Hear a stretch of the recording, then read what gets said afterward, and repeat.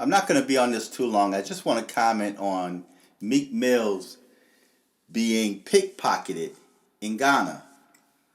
Meek Mill was pickpocketed in Ghana. Now, he went to Ghana, gave them a concert. The dude had to fight the Africans off of him.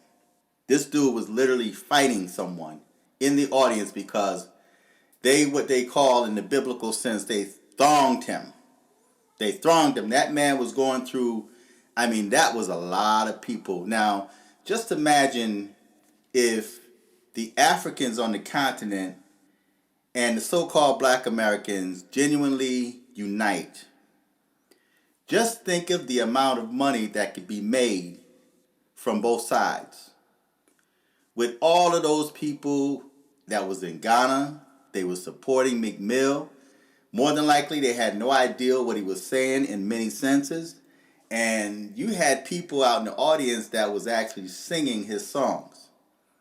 That was beautiful. And then they showed Meek Mill, he was on some motorcycles. He was with their biker club, from what I understand. That was great. That was awesome. But with all those people thronging him, it was almost guaranteed that someone was going to pickpocket him. Meek Mill should have known better. He should have had a security team with him.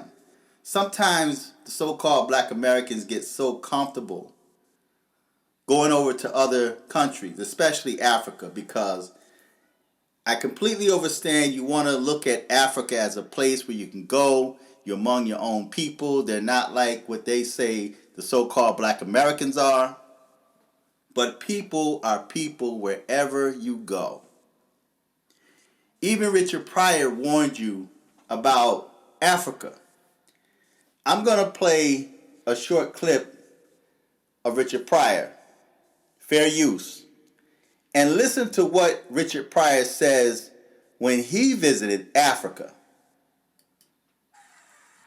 So I went to the Motherland. It was so beautiful. Just seeing black people in charge of everything. I'm talking about from the wino to the president. It was black. Blue black. Original black. The kind of black where you go, black.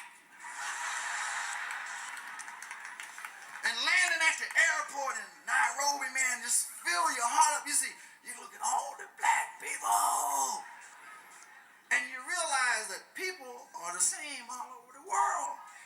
Because people in Africa fuck over your luggage just like people in New York. Did you hear that? So people in Africa will mess over your luggage just like people in New York. Richard Pryor warned you. So I'm not sure why Meek Mill did not have a security team with him. Again, it was a great thing. I enjoyed seeing what I saw over there. They were partying. Listen, you have countries in Africa can be turned into like a Dubai. You know, the black, so-called, an African Dubai. Can you imagine that? And they wouldn't need Russia or the United States or China. But China, Russia, and the United States would need Africa. As a matter of fact, they do need Africa. But unfortunately, you don't have any African leaders that have the spine or the courage to stand up to them. It's almost like they really don't know how to do diplomatic business, because if they did, the continent of Africa would be a ruling source. They would rule. But they allow foreign countries to come in and take over and set up their own police shop. That's like me going to another man's home, setting up in his house. I'm now running his children. I'm controlling his dog and his wife. And then I control him in his own household. See, that's what it's like when you allow foreign nations to come in and take over. They don't respect you. But back to the topic. Meek Mill goes there trying to bridge the gap between the continent and the so-called black Americans, and then you got someone that would pickpocket him. Thievery. And again, you will find that in any culture you go to. It doesn't matter if it's Russia, China, Timbuktu, they're going to be thieves. But the way the so-called Africans talk about Africa, Ghana, Kenya, Nairobi, Nigeria, they speak as if they don't do no wrong. And here it is, you got Meek Mills going there, and of course, he's got fans. They're going to act like fans. But then you got somebody that's going to steal his phone. The good thing about that was, apparently Meek Mill had some friends in high places because they got the phone back and they arrested the dude. And then you got those that lived there were complaining, saying that, hey, y'all ain't never got my stuff back that quick. Well, because you have black Americans that's not going to want to come there because they don't want that to happen to them. But it's good that you should have a security team when you go to places like that. They shouldn't have gotten that close with him. But again, he became comfortable with it because he was in Ghana. And he felt safe. And come to find out, he got robbed.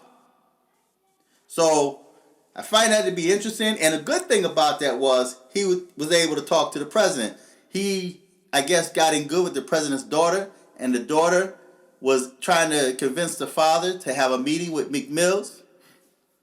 And I thought that was great. That was really awesome. That looked good.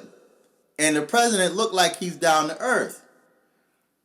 But again, we really don't know him because we see the condition of Ghana right now.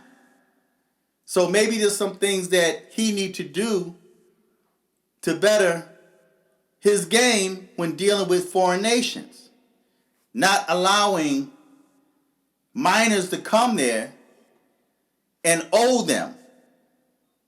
You understand? So I thought that was a great thing, but yet again, you had somebody there that robbed the brother, man. It's like, why would you do that? And he's trying to come there. He's doing a good thing. He's trying to bond, and then you're going to steal from him? You're going to steal from the brother, and he's coming there trying to merge both sides. And then you want to steal from him. You want to steal his cell phone. And Meek Mill played it off. He said, well, maybe I dropped it and somebody picked it up. Maybe it wasn't pickpocketed. But call it what it is. So feedback, tell me what you think. Until next time, I'm fearless.